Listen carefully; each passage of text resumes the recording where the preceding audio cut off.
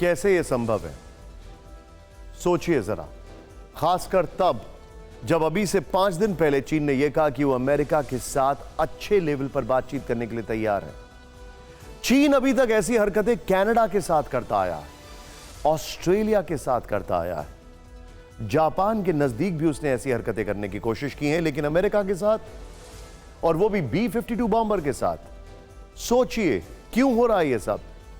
यहां टाइमिंग सबसे अहम है। पुतिन 17 अक्टूबर को बीजिंग पहुंचे थे, जिनपिंग से मुलाकात की थी। ठीक एक हफ्ते बाद दक्षिण चीन सागर में चीन अमेरिका में वॉर टेंशन बढ़ाने वाली यह घटना हुई है। वैसे पेंटागन के मुताबिक चीन की ये कोई पहली कोशिश नहीं है, उसने कई बार अमेरिकी विमानों को रोकने की कोशिश की है। पेंटागन ने समय पर इससे जुड़े वीडियो भी जारी किए हैं। ऐसा ही एक वीडियो इस वक्त आप टीवी स्क्रीन पर देख रहे हैं। पेंटागन ने आंकड़ा देकर बताया है, पिछले 2 साल में इस तरह के लगभग 180 बार चीन के विमान अमेरिकी विमानों के करीब आए हैं, लेकिन चेज डाउन B-52 बॉम्बर को। ये सभी घटनाएं साउथ चाइना सी और ईस्ट चाइना से लेकर ईस्ट चाइना सी तक हुई हैं। ये 180 घटनाएं 2021 से पहले के दशक में हुई घटनाओं से काफी ज्यादा हैं। इसके बाद पेंटागन ने चीन को चेतावनी दी, कहा कि वो अपनी हरकतों से बाज आए, वरना यह हवाई मुठभेड़ युद्ध की नौबत ला सकती है। सीरिया में सबके बीच में ईरान समर्थित गुटों पर अमेरिकी स्ट्राइक की घटना के तार एक और घटना से जुड़ते दिख रहे हैं। 24 अक्टूबर को साउथ चाइना सी में चीन का लड़ाकू विमान अमेरिकी बॉम्बर के बेहद करीब आया, और कल ही खबर आई कि इस बीच हमास के प्रतिनिधि मॉस्को में थे।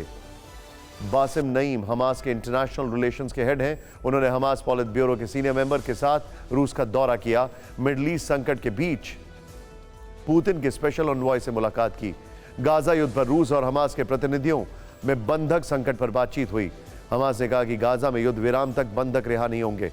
क्रेमलिन ने बाद में जानकारी दी कि रूस सभी पक्षों से संपर्क रखेगा, इजरायल के साथ भी बातचीत जारी रखेगा ताकि इस क्षेत्र में शांति लौटे। दक्षिण चीन सागर के आसमान में जो घटना घटी वो सीरिया की घटना के आगे कुछ भी नहीं है। सीरिया में आधी रात जो हुआ उसने पूरे मिडिल ईस्ट में वर्ल्ड वॉर का ऐलान बजा दिया है। मिडिल ईस्ट संकट के बीच आधी रात को पहली बार अमेरिका के बम से अमेरिका ने अपने बेस पर हमलों का बदला लिया। सीरिया में F-16 से भीषण एयर स्ट्राइक की, ईरान समर्थित गुट को टारगेट किया।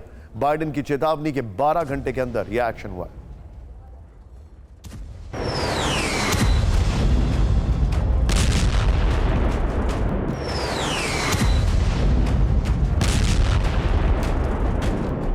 गाजा हमास के बीच छिड़ी जंग में ऐसा पहली बार हुआ जब मिडिल ईस्ट में अमेरिका ने आसमान से बम बरसाए। ये देश था सीरिया और उसके निशाने पर थे ईरान समर्थित गुट। अमेरिका ने इस एयर स्ट्राइक के लिए 2 F-16 लड़ाकू विमानों का इस्तेमाल किया। उसके बाद पेंटागन की ओर से एक बयान जारी हुआ। राष्ट्रपति बाइडेन के निर्देश पर अमेरिकी सेना ने पूर्वी सीरिया में ईरान के रिवॉल्यूशनरी गार्ड कॉर्प्स और उससे संबंधित आतंकी ठिकानों पर आत्मरक्षा वाले हमले किए। ये उन हमलों का जवाब है जो ईरान के इशारे पर इराक और सीरिया में मौजूद आतंकी संगठन अमेरिकी बेस पर कर रहे थे। पिछले 10 दिनों की स्थिति देखें तो सीरिया में अमेरिका के सैन्य बेस पर 4 बार और इराक में अमेरिकी सैन्य ठिकानों पर 12 बार हमले हुए थे, जिसमें एक अमेरिकी कॉन्ट्रैक्टर की मौत हुई थी और 21 अमेरिकी सैन्य कर्मियों को चोटें आई थी।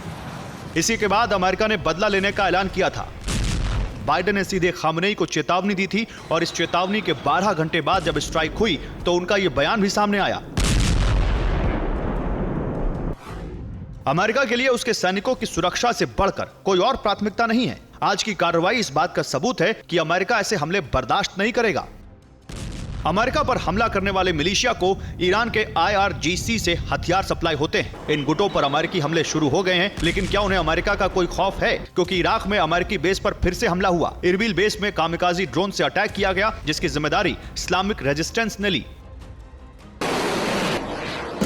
इससे यह साफ हुआ कि न ईरान समर्थित गुट अब रुकने वाले हैं और न ही अमेरिका की स्ट्राइक रुकने वाली है, और ये नई लड़ाई ईरान बनाम अमेरिका की जंग में बदल सकती है।